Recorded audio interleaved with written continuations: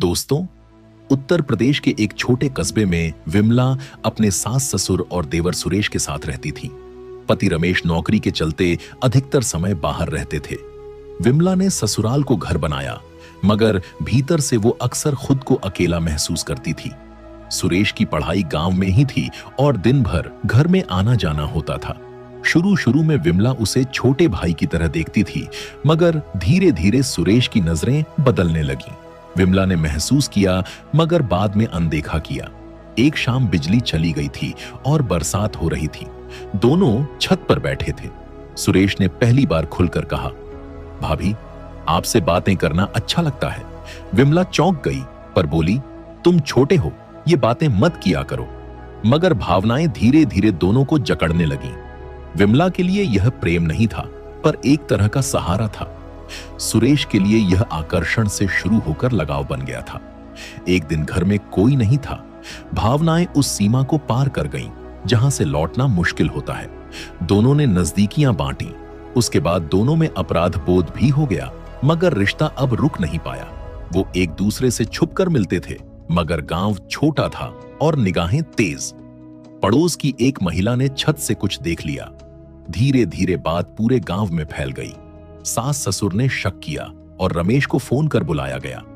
रमेश ने घर लौटकर पहले दोनों को चुपचाप देखा, फिर रात में सुरेश को थप्पड़ मारा, मगर विमला से कोई सवाल नहीं किया। अगली सुबह विमला ने देखा, सुरेश घर छोड़कर जा चुका था। विमला अब उसी घर में अकेली थी, पर अब वो अकेलापन और भारी हो गया था। रमेश ने कभी इस बारे में बात नहीं की, मगर अब वो बिल्कुल बदल गया था। विमला हर रोज खुद को कोसती थी।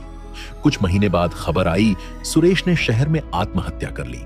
उसके पास से एक चिट्ठी मिली थी और उसमें लिखा था, मैंने जो चाहा वो गलत था, पर मैं उससे सच्चा प्यार करता था।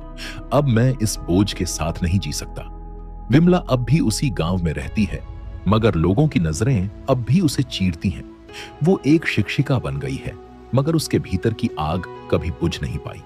उसने एक गलती की थी, मगर उसकी कीमत उससे कई गुना ज्यादा चुकाई। विमला अब स्कूल में पढ़ा रही थी, मगर गांव में उसके खिलाफ फुसफुसाहटें थमी नहीं थीं। लोग उसके पीछे बातें करते थे। मंदिर में अकेले जाने पर उसे घूर आ जाता था। स्कूल की कुछ औरतें उसकी आलोचना करती थीं। रमेश, जो कभी शांत रहा, अब धीरे धीरे खुद भी अलग रहने लगा। बात के बिना दिन गुजरते थे। विमला का अंदर से टूटना अब बाहर दिखने लगा था। गांव के प्रधान ने पंचायत बुलाई। विमला पर सवाल उठाए गए। भाभी हो के देवर से ऐसा किया, तू अब गांव की औरतों को क्या सिखाएगी? कुछ लोगों ने रमेश को तलाक का सुझाव दिया। रमेश ने पहली बार बोला। उसने कहा, गलती दोनों की थी, औरत को हमेशा क्यों जिम्मेदार ठहराया जाता है?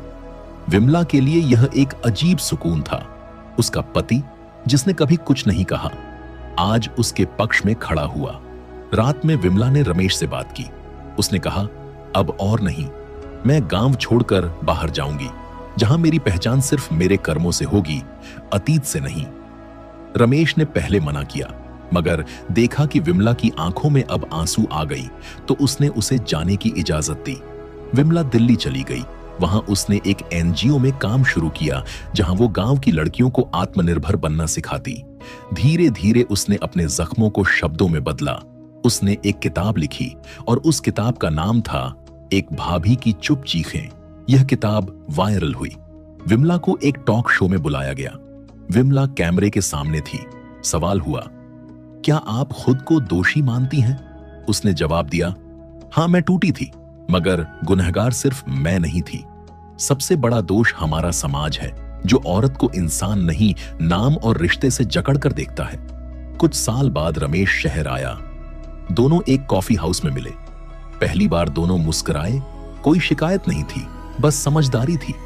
सुरेश की मौत अब भी एक टीस थी, मगर विमला ने सीखा, गलती हर इंसान करता है, मगर वही इंसान बड़ा होता है जो अपने अंदर झांक कर खुद को बदलता है। दोस्तों, ये वीडियो आपको कैसा लगा हमें कमेंट बॉक्स में अवश्य लिखिएगा। मिलते हैं एक नई वीडियो में, तब तक के लिए अपना ख्याल रखिएगा।